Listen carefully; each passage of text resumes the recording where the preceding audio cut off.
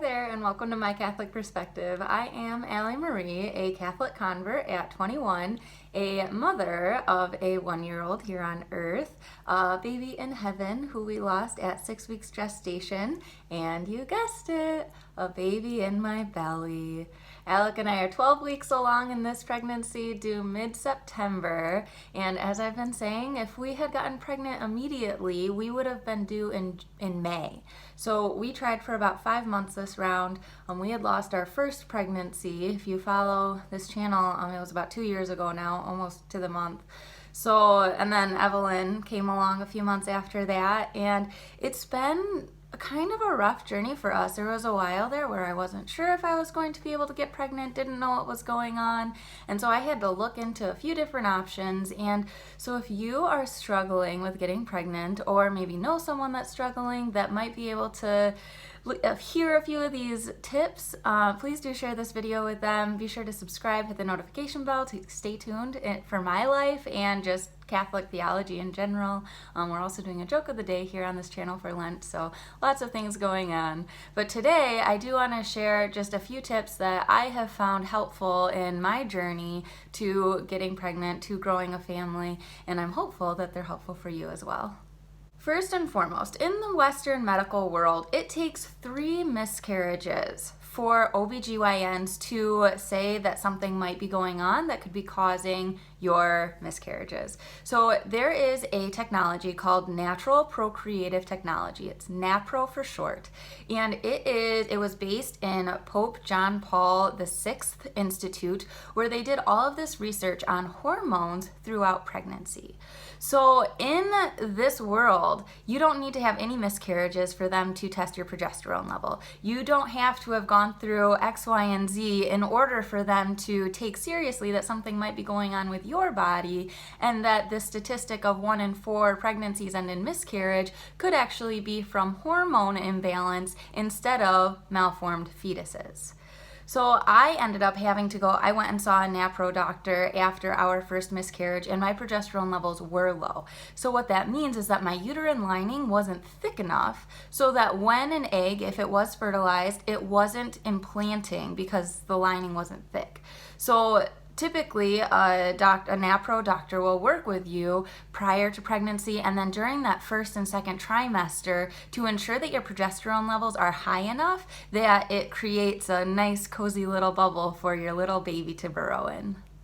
Additionally to that, NAPRO doctors utilize the Creighton method of natural family planning. So natural family planning, or NFP, isn't a birth control contraceptive because NFP can be used to promote and pursue pregnancy as well. So while Creighton, it basically monitors your mucus, the cervical mucus that is discharged every month as you ovulate, so you're able to tell when you ovulate.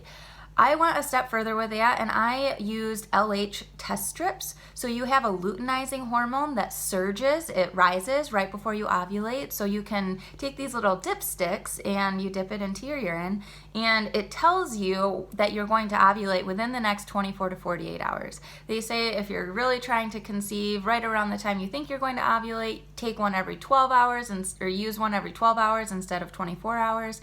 It all just depends on your body, what you know about your body. But a NAPRO doctor can help to regulate that and help you track that, because there are, I think it's 1 in 10 women have endometriosis and struggle with conception. NAPRO doctors are able to help you manage that. And it's something that the Western doctors, it takes up to 14 years to get diagnosed with endometriosis, which is bizarre when you talk about, women health and Planned Parenthood and whatever else. Like, the fact is that the natural procreative technology is the forefront of women's health when it comes to stepping back and saying, how is our body functioning?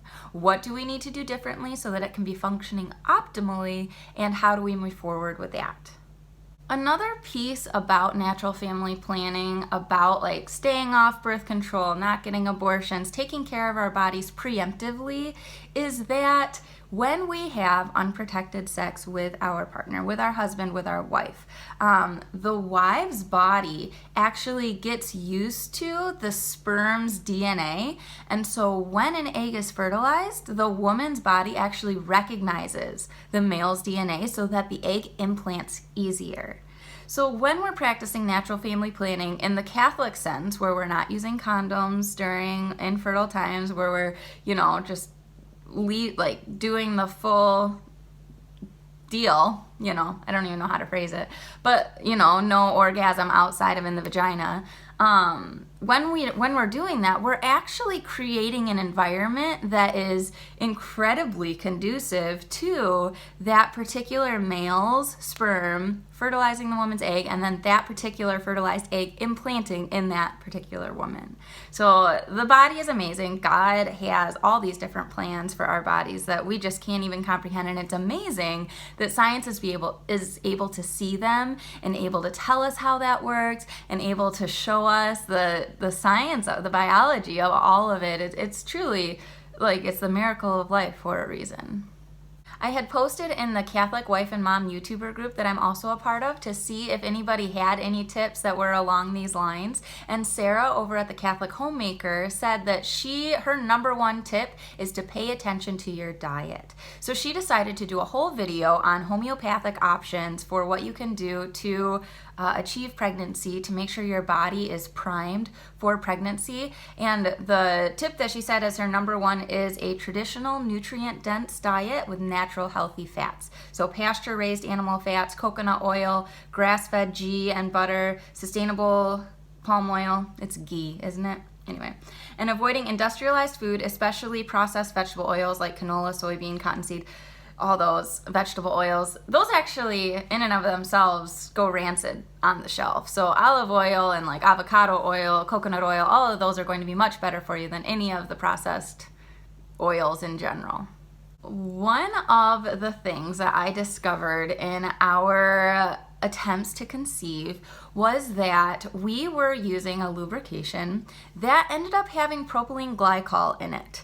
And this is one of several different ingredients that can be in a water-based lubricant that actually inhibits sperm motility. So when we were talking with the doctor about how my concern, even the nephro doctor never talked about lubrication to make sure to check the ingredients, make sure I wasn't using something that was inhibiting the sperm, and sure enough, I was. So when we had gotten pregnant with Evelyn, TMI maybe, but we hadn't used it for that month when we actually conceived her. So then we were using it again when we were trying to conceive this baby, and it clicked in my head, and I did a little bit of research and saw that this water-based lubricant had ingredients that were not conducive to conception. So there is one, Pre-Seed is the lubricant that we swapped to. It's a little tiny bottle, it's expensive, but it's supposed to be one of the best on the market that mimics all of the naturalness of the vagina. And so that is one that I would highly recommend. It's, how we have this baby. So I think it's an important thing to talk about. It's a little uncomfortable maybe, but ultimately a lot of people do use lubrication, and it is a big part of what could be inhibiting your ability to get pregnant. So definitely check your ingredients. When people are also trying to conceive, I think that it's very easily to fall into the, I'm about to ovulate, we have to have sex every single day or twice a day, really go at it, get me just filled up with sperm. And I learned that it takes sperm 48 hours to fully mature. So you actually, if you're trying to conceive, you only want to have sex every other day leading up to ovulation. And a note on that, male sperm have shorter lives, but they swim faster. And female sperm have longer lives, but swim slower. So if you're trying to have a girl, they say to have sex, a day or two before ovulation, because the male sperm will die before the egg is available to fertilize. And so they'll live longer. It takes a little longer to get there. But if you're aiming for a boy, you should have sex on the day of ovulation, because those male sperm will beat the female, and there you go. So But having sex every other day instead of every day gives the sperm that opportunity to get that full motility in to get to the egg. So this next tip was one that was confirmed to be laughable in the YouTuber group, and that is, after you have sex, lay with your feet up against the wall, like, back, legs on the wall, so that the sperm is actually, gravity is pulling into getting the sperm to the egg.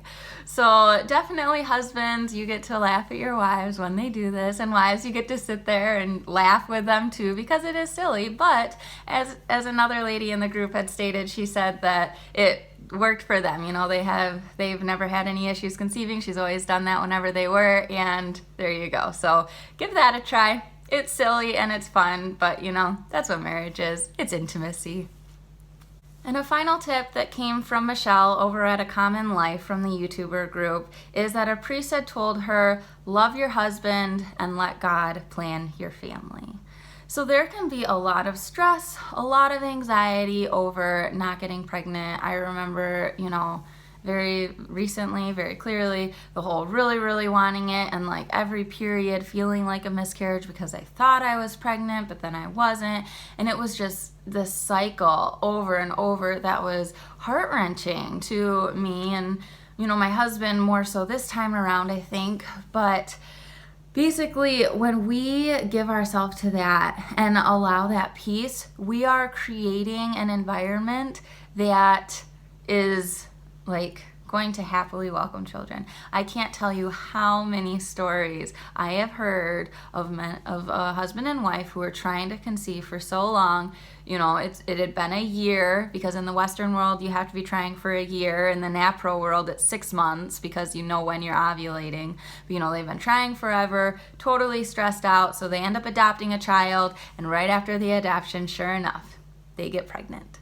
Because that stress and that weight and the anxiety about it subsides. It goes away. It says, oh, we have what we've longed for. And so then your body's able to go into that parasympathetic mode. It's able to calm down. And then suddenly, there you have it. You have your own kid. So just bearing that in mind too, just love your husband. Let God plan your family. God knows exactly what we need. His timing is perfect. As I said, if we had gotten pregnant right away, we would have been due in May, which means I would be, it's March, I would be a lot bigger. Evelyn is still, I have to bounce her to sleep for every nap, every night. Our nighttime routine is anywhere from 30 minutes to an hour. And I don't know if I'd be able to do it if I had a really big belly. And while it's what I thought I wanted, I'm grateful to have the few extra months for my body and for her to kind of transition into what we need as a family, and just trusting that. So those are my tips. I'm super happy that you joined me today. Thank you. I really know that if you are struggling with this, my heart is so deeply with you. That first miscarriage that we had was so hard for me because I had just been waiting and waiting. Alec wanted to wait to be married for at least a year before we tried having kids, and I was ready to go from the get-go, and it was just a really difficult situation. And so my heart is truly with anyone who is struggling with this. Infertility is nothing to joke about. It's not anything, there is a substantial amount of sensitivity that I have toward different aspects of discussing this too. So I'm truly hopeful that you've just found this helpful, that you found something in here that maybe you can take back to your doctor, or maybe you can find a NAPRO doctor in your area. I'll put a link below to do a little search for yourself. And I just pray that God is able to grant you the resources that you need to draw closer to Him and to those around you. I hope you're able to make it a great day, and we'll see you again soon. Take care.